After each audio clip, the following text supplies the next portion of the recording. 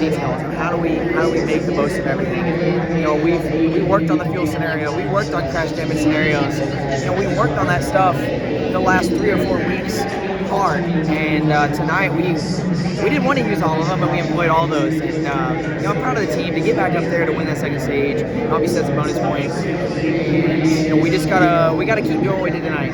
Persevere, be there at the end. Not get crashed or didn't finish a race. And I think we got a shot at winning a lot of races. Can you explain before the overtime restart? You guys were 4 lines behind Hill. You made the move a little bit early, or made the move get underneath the 8. I think sound from the 8's radio, they were a little bit surprised. Thought that there was maybe something to kind of work, everybody get by together. Can you kind of talk me through what? Yeah, so we come up before, and my spotter said it's going to happen right here, just so you know. So be ready, it's happening. And I saw the 1 start to leak out, and I really assumed that the 8 was going to go down too, at that point. And when I realized he wasn't, and I knew that the guys behind me were itching to do it, at that point, I think it was just a matter of trying to get to the bottom. The ultimate goal tonight was to get a Chevy victory lane. We obviously did that. I think we would have still had 6 or 7 Chevys in the top 10. Had the caution not come out. So, I made the move trying to get there. I really thought it was a little late, to be honest with you, which is kind of funny. He felt like it was a little early. I felt like it was a little late. So, I thought we made the right move. Just, then you're worried about running out of fuel and all the other scenarios. And we got a great restart. I mean, obviously, Sam pushed me out there. We got the lead, and I just thought I could draft off the 8 car enough to keep enough distance between us. And I just ran out of momentum before we got to turn 1. On that last lap, you got out ahead and way ahead, which normally, obviously, you don't want to have that big of a lead.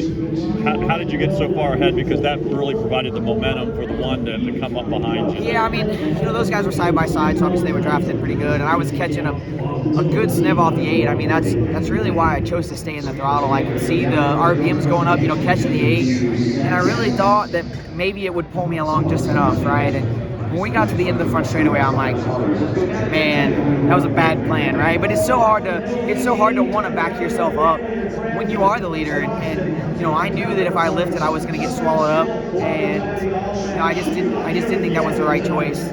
Looking back at the replay, I wish I would have kind of hung to the left a little harder off of 2. Maybe made the 20 push me a little bit, but Austin did a great job tonight. Obviously, Sam did a great job tonight. I hated that they had their issue on the back straightaway. Really, our whole team at GT Motorsports. Our Camaros were incredibly fast. We executed really, really well all day, and we executed as a company, right? We executed all 4 cars really, really well, and that's all you can ask for. Block just came late on the 1 then? Yeah, I mean, I saw him coming, but at that point I was running way slower than he was. So, I tried to block as much as I could, but there's no reason in wrecking both of us at that point. I think the 21 just had enough momentum to get there, and then I tried to shut the 21 off, and I think he ran in the back of the 1 and ended up turning the 1. So.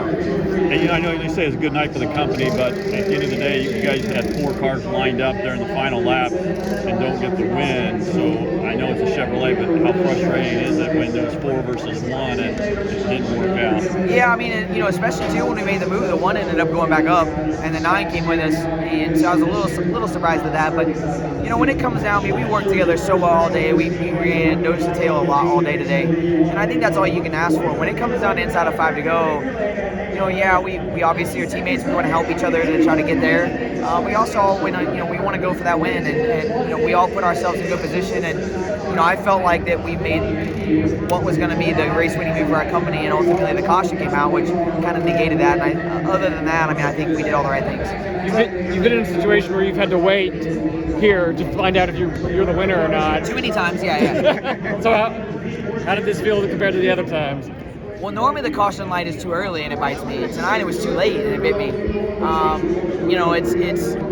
I know that you're trying to do everything you can to get the race to finish under green, and they made the right call ultimately with the 1 going upside down. But in my hope, if it was about 30 feet earlier, I think we win the race. So it's how it goes. But I made all the moves that I thought were right tonight. They're not all perfect. I'll look back and I'll go through my notes and write my notes, and I'll look at all the positives, but I'll also look at all the negatives. You're only as good as your mistakes. And tonight we made too many, and I made too many. I'm not gonna say the team, because the team did fantastic. We got the car where we needed it to be. Just just came up a little bit short. While waiting at pit entry. This is Austin Dillon, driver of the Bass Pro Shops Chevrolet. Make sure to hit that subscribe button. Also check out one of those 2 videos beside me. Visit frontstretch.com for more racing content.